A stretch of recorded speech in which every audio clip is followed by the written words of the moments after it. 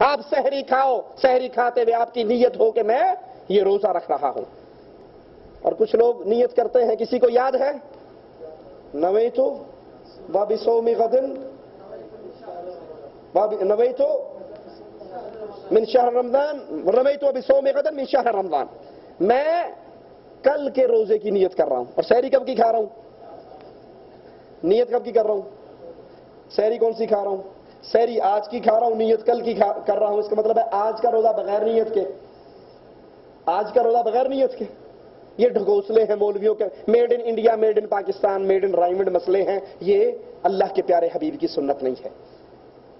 فرض روزے کے لیے نیت ضروری ہے، لیکن نیت کا مقام دل میں ہے، زبان نیت کا مقام نہیں ہے۔ جہاں زبان سے اللہ کے نبی نے کی حج اور عمرے کے اندر، وہاں زبان سے کی جائے گی، اور جہاں زبان سے نہیں کی، نہ نماز میں زبان سے کی اور نہ روزے کے لیے زبان سے کی، تو وہاں زبان سے کرنا بدعت کہلائے گا۔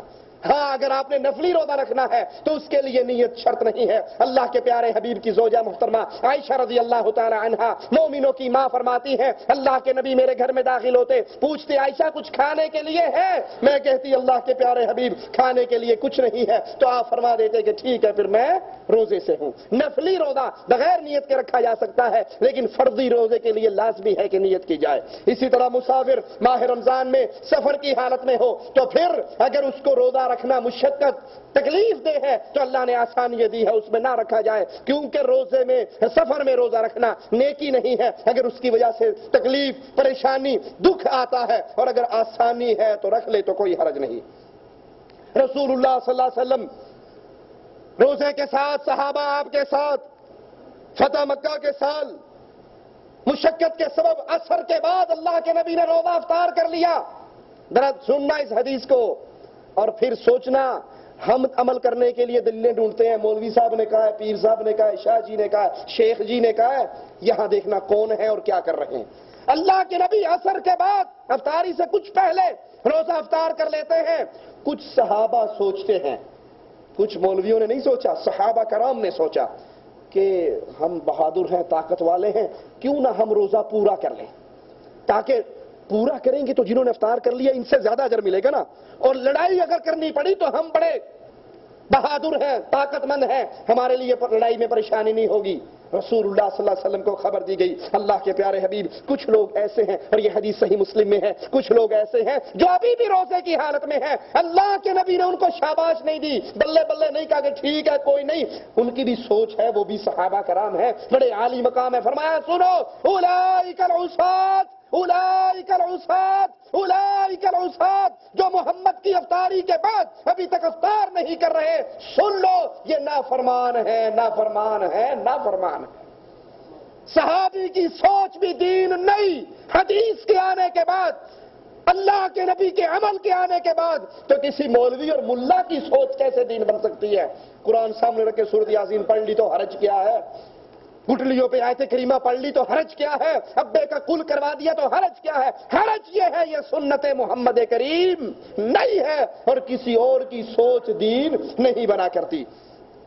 ابو سعید فرماتے ہیں ہم لوگ نبی کریم کے ساتھ رمضان میں غزوے کے لیے جایا کرتے تو ہم میں سے بعض لوگ سفر میں روزہ رکھ لیتے، بعض روزہ نہ رکھتے، تو جو روزہ رکھے ہوئے ہوتے وہ افطار کرنے والوں کو برا نہ کہتے، اور جنہوں نے افطار کیا ہوا ہوتا وہ روزہ رکھے ہوئے کو برا کسی کو کچھ نہ کہتے۔ انہوں نے کہا تو نے بھی اچھا کیا اور تو نے بھی اچھا کیا۔ یہ صحیح مسلم کی روایت ہے، یعنی اگر سفر میں آپ روزہ رکھ سکو تو رکھ لو، اور اگر نہ رکھ سکو تب بھی آپ کو اجازت ہے، آپ بعد میں اس کی قضا دے دو۔ اسی طرح بیمار، دو طرح کا بیمار ہے، ایک وہ بیمار جو دائمی بیمار ہے، جس کی شفا کی امید نہیں ہے، اللہ کے اختیار میں سب کچھ ہے لیکن بظاہر شفا کی امید نہیں ہے، وہ روزانہ ایک غریب کو کھانا کھلائے، اور جو اس حالت میں ہے کہ نہیں امید ہے اللہ اس کو شفا دے دے گا، وہ پھر شفا یاب ہونے کے بعد اپنے روزوں کی قضا ادا کرے۔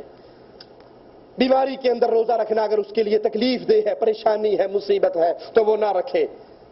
اسی طرح کوئی بوڑھا ہے اور بیمار ہے اور وہ روزہ نہیں رکھ سکتا، اس کو اپنی جان کا خطرہ ہے اس روزے کی وجہ سے، تو وہ نہ رکھے بلکہ اپنے بدلے میں کسی مسکین کو کھانا کھلائے۔ اگر بوڑھا باشعور ہے اور کبھی کبھی اس کا شعور ختم ہو جاتا ہے، تو جب وہ باشعور ہوگا وہ روزہ رکھے گا، نہیں رکھ سکتا تو ایک مسکین کو کھانا کھلایا جائے گا۔ اور اگر وہ بے شعور ہے، کبھی ہوش اس کی کبھی عقل ٹھکانے میں ہے، کبھی ٹھکانے نہیں ہے، تو جب ٹھکانے نہیں ہوگی اس وقت اس سے قلم اٹھا لی جاتی ہے، وہ مجنون کے زمرے کے اندر داخل ہوگا، اس کے لیے روزہ نہیں ہے۔ اسی طرح عورتوں پر، ہر بالغہ عورت پر روزہ ہے، ہاں اگر اس کو حیض یا نفاس کا خون شروع ہو جاتا ہے تو پھر اس کا روزہ نہیں ہے، وہ ان دنوں کو گن لے، اور جب اس کے رمضان کا مہینہ گزر جائے تو اپنے چھوڑے ہوئے روزوں کی قضا ادا کرے۔ حمل والی عورت، دودھ پلانے والی عورت، اگر اس کے لیے پریشانی ہو، مشکل ہو حمل میں اور دودھ پلاتے ہوئے تو وہ بھی چھوڑ سکتی ہے اور بعد میں اس کی قضا دے گی۔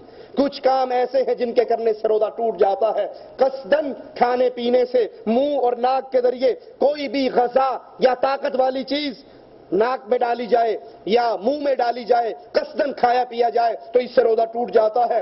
رات میں بیوی کے ساتھ ہم بستری مباشرت کرنے کی اجازت ہے، لیکن اگر کوئی دن کے اندر یہ عمل کرتا ہے تو اس کا روزہ ٹوٹ جاتا ہے۔ اس پہ قضا دینا بھی ضروری ہے اور کفارہ بھی ضروری ہے۔ کفارہ کیا ہے؟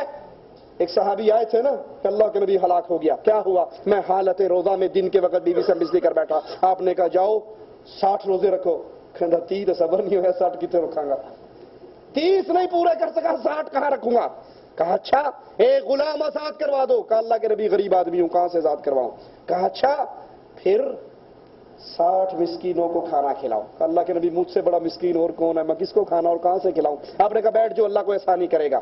ایک صحابی آئے کھجوروں کے ٹوکرے لے کے اللہ کے نبی، اللہ نام کا ہے بانٹا۔ آپ نے کہا وہ کہاں گیا جو اپنی بیوی پر واقع ہوا؟ کہا حاضر ہوں یا رسول اللہ۔ کہا یہ کھجوروں کا ٹوکرا لے لو اور جا کر فقیروں میں، مدینے کے غریبوں میں بانٹ دو، تمہارا کفارہ ادا ہو جائے گا۔ کھجور کا ٹوکرا اٹھا کے سر پہ رکھا، رکھنے کے بعد کہنے لگا اللہ کے نبی ان 2 پہاڑوں کے درمیان مجھ سے بڑا غریب کوئی بھی نہیں ہے۔ فرمایا جاؤ اپنے بیوی بچوں کو کھلا دو، تمہاری طرف سے یہ صدقہ بھی ہو جائے گا اور کفارہ بھی ادا ہو جائے گا۔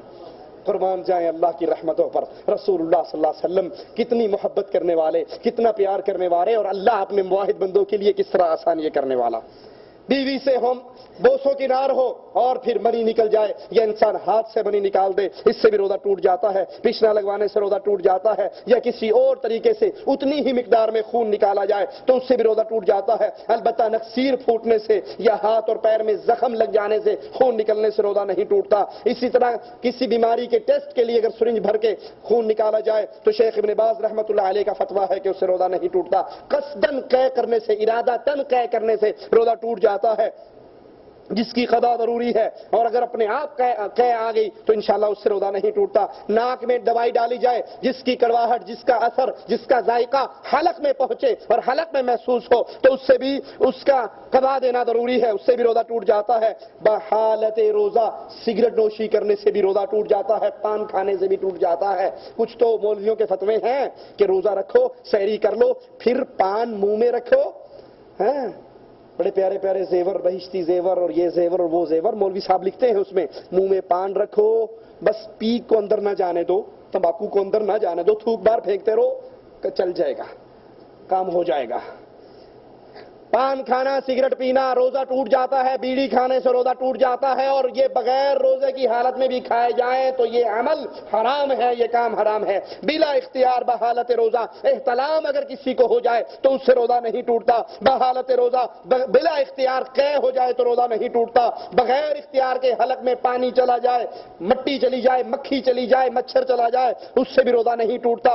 بھول کر انسان کھا پی لے تو اس سے بھی روزہ نہیں ٹوٹتا، اور نہ ہی اس پر قضا واجب ہوتی ہے۔ اور طلوع فجر کے بارے میں، صبح صادق کے طلوع ہونے میں ابھی کسی کو شک ہے کہ پتہ نہیں صبح ہوئی ہے نہیں، وہ جلدی جلدی 2-4 لقمے کھا رہا ہے اور بعد میں پتہ لگتا ہے کہ یہ تو یہ ہوگی، اگر شک کی حالت میں کچھ کھا پی لیا تو اس سے بھی انشاءاللہ روزہ نہیں ٹوٹتا۔ رات کو احتلام ہو گیا یا بیوی سے مباشرت کی، اب صبح سحری کا وقت ہو گیا، اب اتنا ٹائم نہیں ہے کہ پہلے سحری کروں یا پہلے غسل کروں، سحری کر لی، غسل نہیں کیا تو کوئی حرج نہیں، روزہ اس کا ٹھیک ہے، کیونکہ غسل کرنا شرط ہے کس کی؟ نماز کی۔ سحری کھانے